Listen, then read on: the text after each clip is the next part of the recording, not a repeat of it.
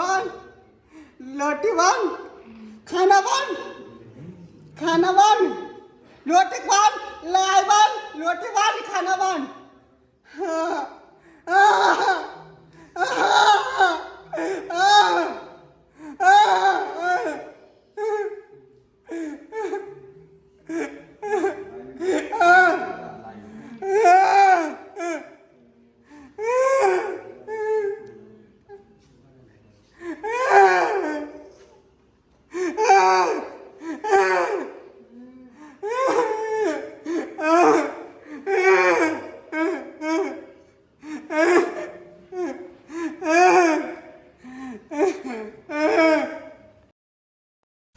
तर मित्रांनो, आज हा व्हिडिओ घेण्याचं मुद्दा तुम्हाला कळलंच असेल.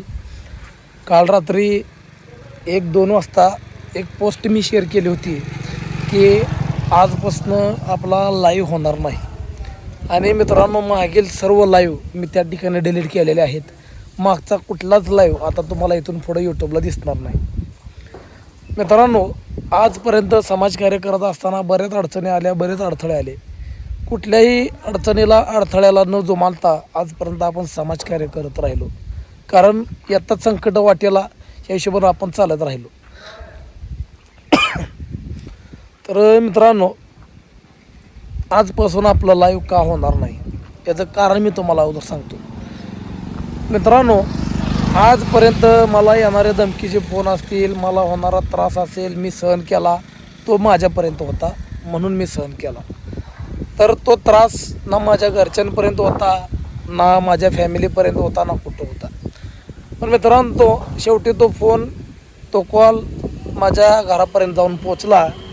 आणि त्याच्या माध्यमातून एवढं सांगण्यात आलं की आम्हीसुद्धा समाजकार्य करतो आहे, आम्हीसुद्धा आश्रम चालवतो आहे, पण आम्ही रोज लाईव्हला येऊन भीक मागत नाही, असा शब्द त्या ठिकाणी उच्चारण्यात आला. तुम्हाला समाजकार्य करायचं आहे तुम्ही करा, आम्ही काय कोणाला अडवत नाही. पण तुमची जर आश्रम चालवायची लायकी नसेल तर कशाला आश्रम सुरू करता लोकांच्या जीवावर, असं त्या ठिकाणी संभाषण करण्यात आलं. मित्रांनो, जोपर्यंत मला फोन येत होते तोपर्यंत मी सगळ्या गोष्टी हँडल केल्या, ॲडजस्ट केल्या. पण त्यांची अडचण काय आहे, आपला लाईव्ह. त्यांची अडचण एवढीच आहे की त्यांना वाटतं की आपण लाईव्हला येऊ नये आणि लाईव्हच्या माध्यमातून मदत मागू नये, एवढी त्यांची इच्छा आहे. तर नक्कीच समाजकार्य करण्याबद्दल आपल्याला विरोध नाही आहे. फक्त आपल्याला विरोध आहे लाईव्हमध्ये. लाईव्ह येणं आणि लाईव्हच्या माध्यमातून मदत मागणं आपले शब्द आहेत. आणि त्यांचे शब्द आहेत की लाईव्हला येऊन तुम्ही दररोज का भीक मागताय, तुमच्या आश्रम चालवायची लायकी नाही तर आश्रम बंद करा, पण रोज रोज लाईव्हला येऊन लोकांना मदत मागवू नका. तर हा व्हिडिओ काढत असताना अत्यंत मनामध्ये एक जड ओझं आहे की 1 महिन्याच्या जेवणाच्या पंक्ती बुकिंग आहे. जरी 1 महिन्याच्या जेवणाच्या पंक्ती बुकिंग असल्या तरी मित्रांनो, ज्यांचं अन्नदान आहे त्यांना अन्नदान झाल्या व्हिडिओ बनवून एडिटिंग करून त्यांचा फोटो वगैरे लावून तो व्हिडिओ मी त्यांना देण्याचं नक्कीच काम करेल. मित्रांनो, आपलं आश्रम जे चालतं लाईव्हच्या पेमेंटवर आणि येणाऱ्या मदतीवर आणि अन्नदानावर चालतं. पण आता विषय काय झाला की लाईव्ह आपण बंद करतोय, हा आपला अंतिम निर्णय आहे. तर लाईव्ह बंद केल्यानंतर आपला आश्रम कसं चालणार हा सुद्धा प्रश्न तुम्हाला पडला असेल.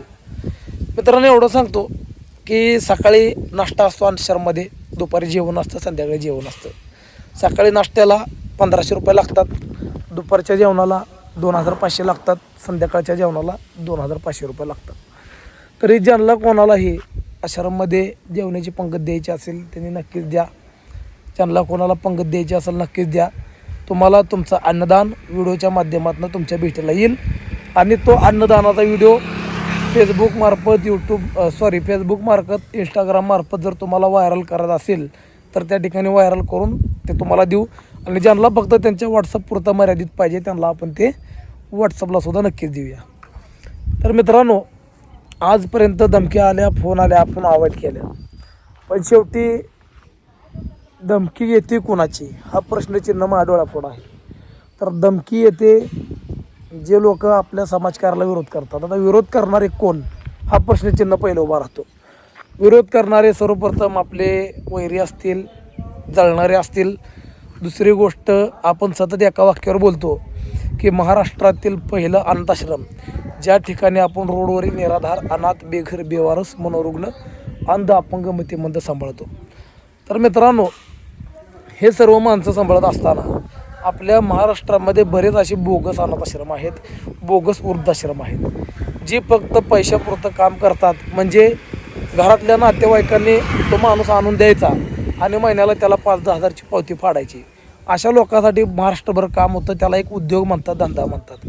ह्याच अन्यायाला आपण वाचा फोडली होती. ह्याच गोष्टीमुळं आपल्याला बऱ्यापैकी विरोध झाला की तुम्ही करताय करा, पण आमचं कशाला उघड केला आणताय. मग महाराष्ट्रामध्ये बरेच वृद्धाश्रम आहेत. त्या वृद्धाश्रममध्ये तुम्ही कधी चौकशी केली का? येणारा माणूस हा कुठनं आला आणि कसा आला? मी म्हणत नाही सगळे वाईट आहेत, पण काय सगळेच चांगले पण नाहीत. 90% आश्रम वाईट असतील, पण 10% आश्रम तर चांगले आहेत. तर हे 10% जे आश्रम आहेत त्याबद्दलच मी बोलतो आहे. तर घरातली माणसं घ्यायची, त्यांच्या मुलांकडनं, नातेवाईकाकडनं महिन्याला त्यांच्याकडनं 5-10 हजार रुपये घ्यायचे. मनोरुग्णाचा अनाथाश्रम जरी तुम्ही विचार केला तर वेडी माणसं घरातली संगोपन होत नाही म्हणून आणून द्यायची, 5-10 हजार रुपये द्यायचे आणि त्यांचं संगोपन करायला लावायचं. असे जे आश्रम चालवणारे लोक आहेत ह्यांचे कधीच रेस्क्यूची व्हिडिओ येत नाही. जे रेस्क्यूची व्हिडिओ येतात ना, तो प्रामाणिक काम करतोय, हा शब्द मी तुम्हाला नक्की देतो. ज्याचे रेस्क्यूची व्हिडिओ येतात तो प्रामाणिक काम करतो, आणि जे रेस्क्यूची व्हिडिओ येत नाही त्याच्या कामामध्ये कुठंतरी गफलत आहे, हे नक्कीच. तर मित्रांनो, महाराष्ट्रभर ही जनजागृती आपण केली होती की पेड आश्रमवाल्याला तुम्ही मदत करू नका, अन्नदान करू नका. आणि जरी करत असला तिथपर्यंत तुम्ही गेला तर एवढंच करा की ही जी माणसं तुम्हाला दिसते ती तुम्ही कुठनं आणली याचे तुमच्याकडे व्हिडिओ आहेत का? ती कधीच त्या माणसाचा व्हिडिओ, त्या माणसाची माहिती तुम्हाला देऊ शकणार नाही. त्याचं हेच कारण आहे की त्यांच्याकडे पुरावा नसतो आणि ते पेड आश्रम आहे. पेडचा अर्थ नातेवाईकाकडनं, आईवडिलांकडनं किंवा मुलांकडनं पैसे घेणे आणि त्यांचाच माणूस संगोपन करणे, याला म्हणतात पेड आश्रम. आणि हे लोक मित्रांनो रस्त्याच्या कडेची माणसं कधी घेत नाही. आणि जरी रस्त्याच्या कडेची माणसं घेणारी काही जण असली तर त्याच्यामध्ये बेड रेस्टवाली माणसं घेत नाही, जेणेकरून जे जाग्याला बाथरूम करतात. तर आपल्याकडे जाग्याला बाथरूम करणारे 4-5 जण आहेत डायपर बदलण्यापासून. मग अशी जी स्वतःची कामं स्वतः करणारी ही घेतले जातात. कुठं? जिथं बी म्हणतात का रेस्क्यू करतात, आम्ही ह्या हॉस्पिटलमधनं माणसं आणून सांभाळतो, त्या हॉस्पिटलमधनं माणसं आणून सांभाळतो आहे, त्यांच्या आश्रममध्ये तुम्हाला बेड रेस्टवाला माणूस दिसणार नाही. मग हे सर्वजण कोण आहेत? आपल्या समाजकाराला विरोध करणारे, आपल्याला विरोध करणारे. एवढं बोलल्यानंतर तुमच्या लक्षात आलं असेल की हे सर्व जी माणसं आहेत मित्रांनो, ही फक्त बोगस समाजसेवक आहे आणि बोगस आश्रमवाले आहेत, ज्यांना आपल्या समाजकार्याचा आणि आपला त्रास होतो आहे. सगळ्यात जास्त त्रास काय होतो आहे? डेली जे आपण लाईव्हला येऊन आपले अपडेट देतो आहे ते अपडेट ते देऊ शकत नाही, त्यामुळे ते आपल्याला अडवत आहेत. मित्रांनो, लाईव्ह बंद करतो आहे याचं कारण मी रात्री जी पोस्ट टाकली होती त्या पोस्टला एवढ्या कॉमेंट आले की कारण तुम्ही दिलंच पाहिजे, का लाईव्ह बंद करताय? तर आश्रमच्या बाहेर उभं राहून त्याचं कारण मी तुम्हाला दिलेलं आहे की हे सर्व बोगस समाजसेवक, बोगस आश्रमवाले सगळेजण एकवटलेत आणि अशा ठिकाणावरून मला फोन करायला लागलेत की त्या लोकांची मी नाव सांगू शकत नाही. हेच कारण आहे मित्रांनो आपलं लाईव्ह थांबवण्याचं.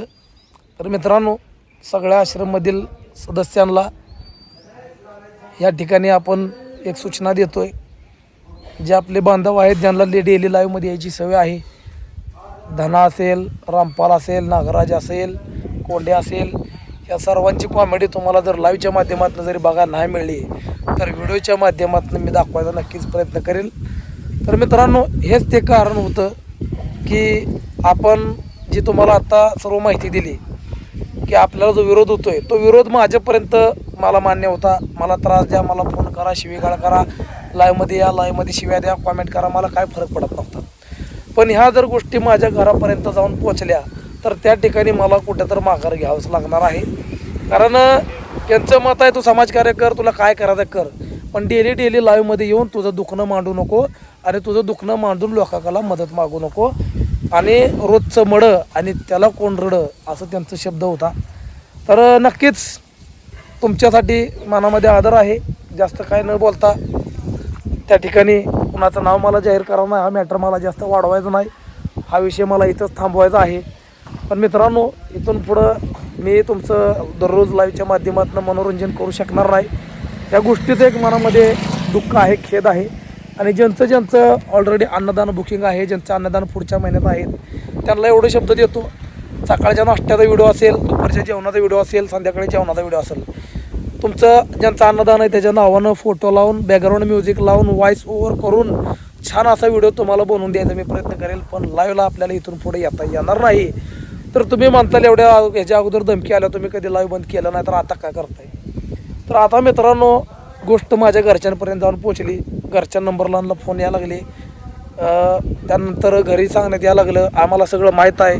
तुमचा मुलगा दिवसा कुठं जातो, संध्याकाळी कुठं जातो, त्याचा याय जायचा रस्ता कुठला आहे, मुलं कुठल्या शाळेत आहे, कुठली वायवाट आहे, कुठनं कसे चालत जातात, कुठनं कसं बोलत येतात, या सगळ्या गोष्टी सांगितल्यानंतर मित्रांनो माझ्यामध्ये एक भीतीचं दडपण निर्माण झालं. आणि त्याच भीतीच्या दडपणापायी त्या ठिकाणी आपण या सर्व गोष्टीतनं माघार घेतोय. कारण हीच फॅमिली जेवढी मला महत्त्वाची आहे, माझी स्वतःची फॅमिली पण माझ्यासाठी तेवढीच महत्त्वाची आहे. तर मित्रांनो ह्याच गोष्टीसाठी आज मनावर दगड ठेवत या सर्व गोष्टीचं पूर्णविराम देतोय. समाजकार्याची व्हिडिओ तुम्हाला बघायला मिळतील, त्याच्यानंतर रेस्क्यूची व्हिडिओ तुम्हाला बघायला मिळतील, आश्रममध्ये दररोज घडणाऱ्या गोष्टीच्या अपडेट तुम्हाला व्हिडिओच्या मार्फत बघायला मिळतील. पण समोरच्या माणसाचा आक्षेप आणि समोरच्या माणसाचा विरोध आहे फक्त लाईव्हला. तर लाईव्हला काय विरोध आहे मला काय कळलं नाही. पण आता लाईव्हमध्ये असं काय वेगळं दाखवतोय आपण, अन्नदान दाखवतोय, त्याच्यानंतर डेलीचे अपडेट दाखवतोय, कोंड्याच्या करामती दाखवतोय, त्याच्यानंतर एखादा सुविचार दाखवतोय, थोडीफार मजा मस्ती व एखादा मुद्दा काय चांगला असेल सामाजिक संदेश देण्यासारखा त्याच्यावरती बोलतोय. ह्याच्या पलीकडे मी मला वाटत ना लाईव्हमध्ये काय चुकीचं आजपर्यंत बोललो असेल. तरी मित्रांनो आजपर्यंत तुम्ही केलेलं सपोर्ट, तुम्ही केलेलं सहकार्य, तुम्ही केलेलं प्रेम हे माझ्यासाठी अविस्मरणीय आहे. या सर्व अनाथ बांधवांसाठी पण अविस्मरणीय आहे. पण मित्रांनो एवढंच या गोष्टीमध्ये सांगणं आहे की लाईव्ह जरी बंद असलं तरी अन्नदान द्यायचं बंद करू नका.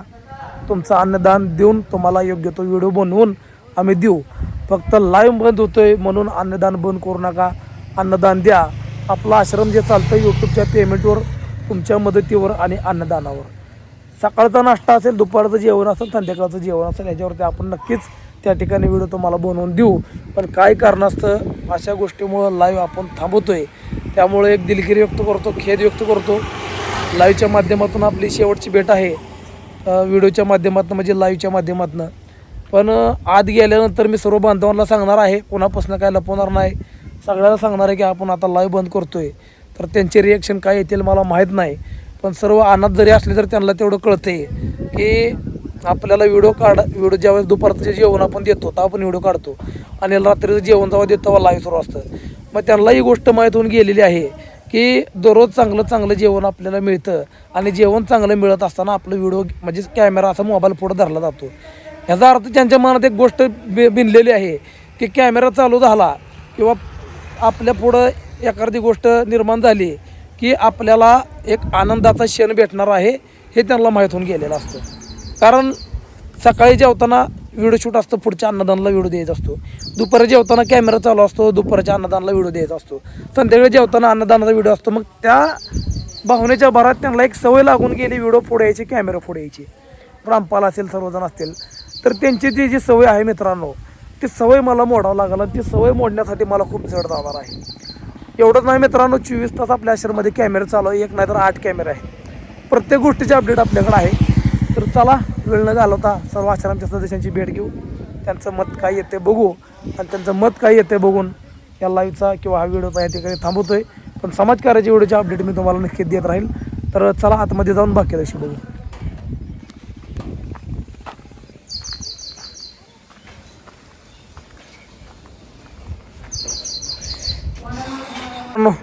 तर आतमध्ये आलोय आपण, सर्व घडी बसल्यात. रामपाल आजा, अभी लाइव बंद करना है अपने को, लाइव बंद करना है. आज लाईव्ह बंद केलता.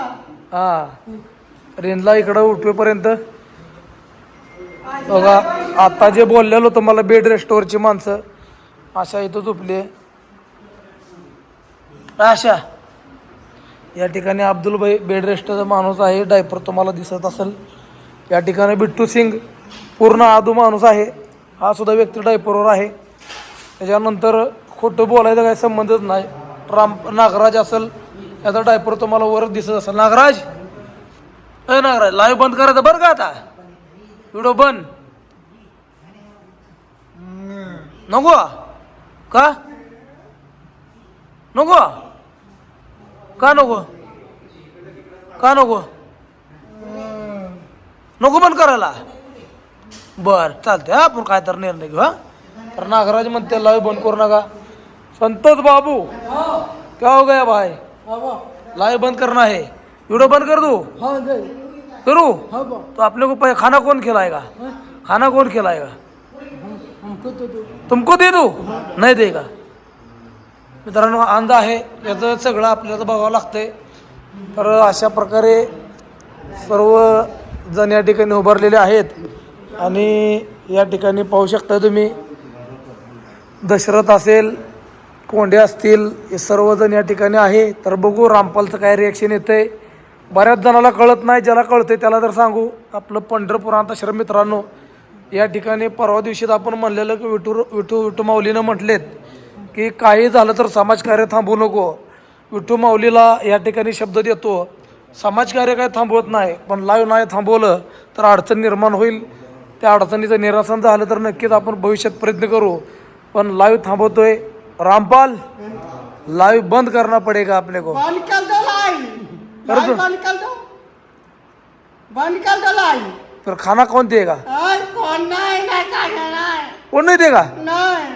क्यों बंद कर दो लाइव मैं खाना खा नहीं खाना खाएगा नहीं नहीं नहीं तर मित्रांनो सगळ्याला सांगतोय पुन्हा एकदा की आपलं आज रात्रीपासून लाईव्ह होणार नाही ज्यांना कळतंय त्यांनी याची दखल घ्या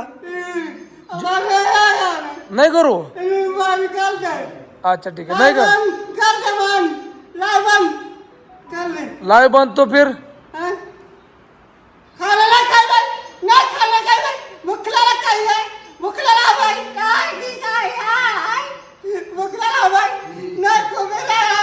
तर जिसको हिंदी समझ में आता है रेड्डी आज से अपन यूट्यूब लाइव बंद कर रहे हैं जो होगा ऐसे ही खाना चलेगा जो अपना गुजरा ऐसा ही चलेगा तो रामपाल आज से लाइव बंद वीडियो बंद ये आखिरी नहीं नहीं बंद करो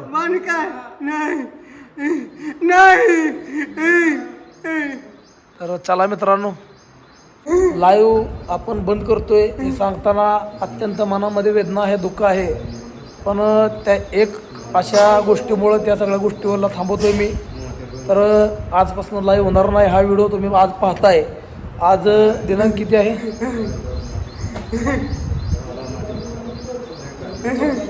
14 जुलै आजपासून आपला काय लाईव्ह होणार नाही तर मित्रांनो हा व्हिडिओ इथं थांबवतोय जर कोणाचं मन दुखायला गेलं असेल तर दिलगिरी व्यक्त करतो मानचा रामकृष्ण हरी